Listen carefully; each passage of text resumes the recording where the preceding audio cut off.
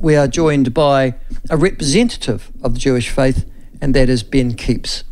Ben, thank you very much for joining us. First of all, can I ask the question, and that is, who do you speak on behalf of today, Ben Keeps or anybody else? I am what I am.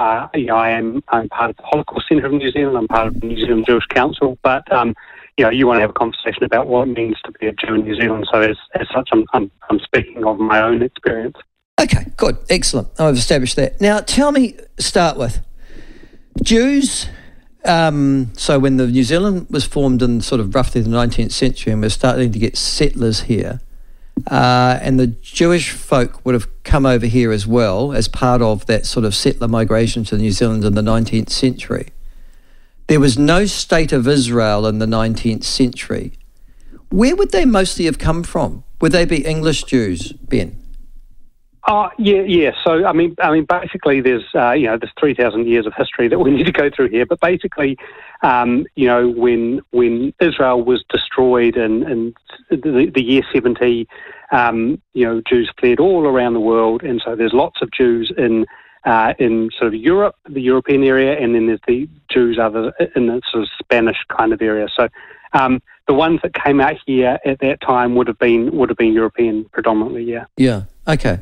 Well, let's go back to the start of all this. Jewish folk congregate. Now, where do they congregate? We've all read Exodus. We've looked at the Ten Commandments by Cecil B. DeMille. That's pretty much it, really.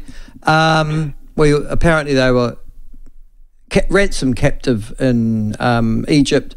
Moses led them across into the Red Sea, into the desert. Is that how it all started? But where did they come from originally? How did they happen to be captives of the Egyptian empire of the time? Yeah, so this is, for anyone that does religious instruction in school and Bible studies, this is all in there where we were in Israel. There was an exodus, we went to enslaved there, all of that good stuff. But I think the crux of that is that at all times, whether it's 3,000 years or 300 years ago, the Jews have looked to Israel, and Israel has always been our, if you will, our Turanga Wawa. It's the place that we aspire to be. And so there's all this talk about sort of colonisation, and colonisation is about, if you think about, British colonisation, it's about, the Crown in London going out and dominating other countries. We never had that one country that we were in and we expanded from. We always looked to Israel as our home and our place. So the terms Jewish and Israel, though, they're interconnected, though, aren't they? Because was Israel the name of the people, the Jewish people of the time? Would they be known as Israelis? Not as Israelis, as the tribe of Israel. There were the tribes of Israel, and Israel was a place and all that sort of stuff. But I think, you've introduced a really, really interesting thing that people need to understand. So in the purest sense, Judaism is a religion, and therefore its thing. Israel is a country.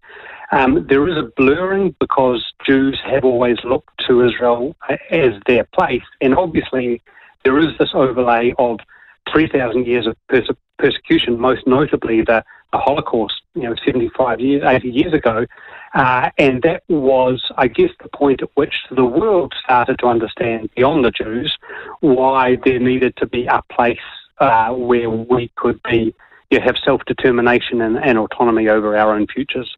But before we go, because that's an interesting history as well, obviously, and no doubt it will end up being taught in New Zealand schools at some stage too. But just before we even get there, so we also know from the Christian story that Jesus was Jewish, and he was born in Bethlehem, and there is a Christian story that goes from there as well, very much born within the Jewish faith, both he and his parents and all those around him. Can you just take us in the bit where there is a king of, we all know the Christian story about the census and things like that. We know that the Romans were in charge, that they sort of had a sub-vassal.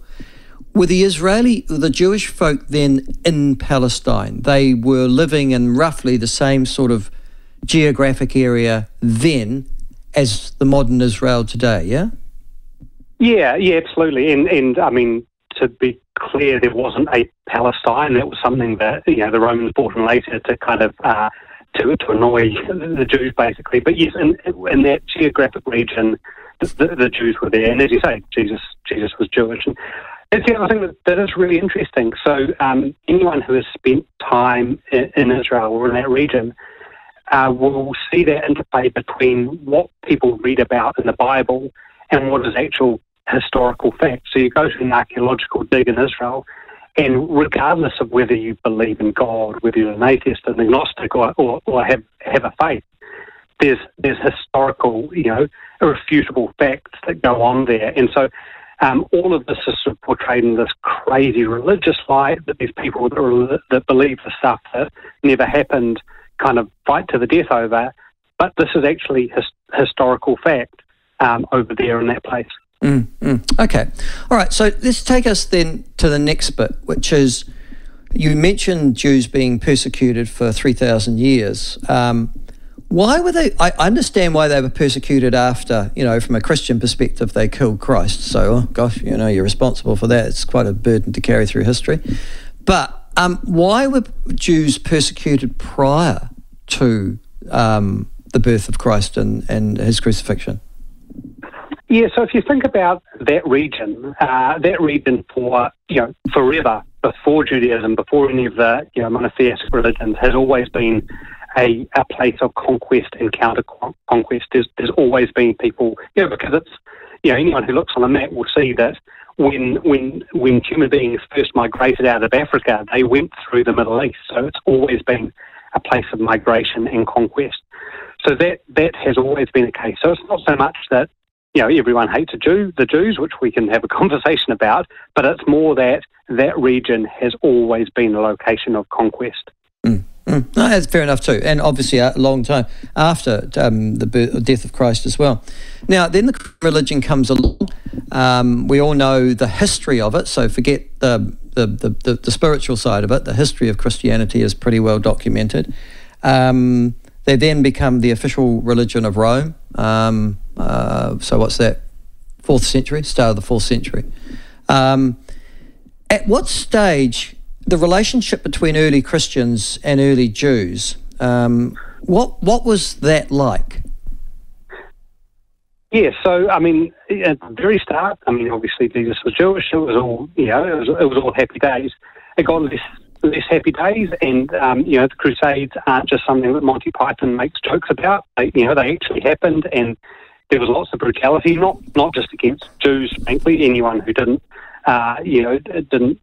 believe in the single church, and so that has been a recurring theme over time. But again, I don't think it's helpful to say that was about Christians behaving badly to Jews. It was about, at that time, Christians behaving badly because they thought that their religion should be the ultimate. And I would argue, if you look at Hamas's charter, fast forwarding a little bit, that's a similar context today, where it's about getting rid of the infidels and having a worldwide caliphate.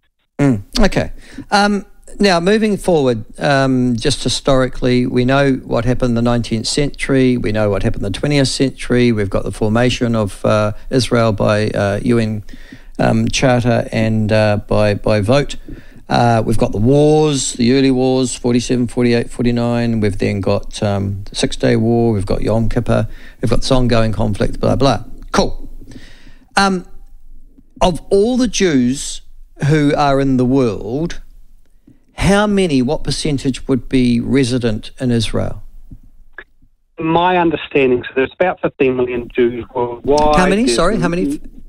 About 15 million. 15. Okay, yeah. 15. Yeah. And so maybe slightly less than half of those are in Israel. And I think that's a really important thing to remember, is that, all of these kind of tropes about the elders of Zion and Jews running the world media and Hollywood and the banks or whatever, there's only 15 million of us.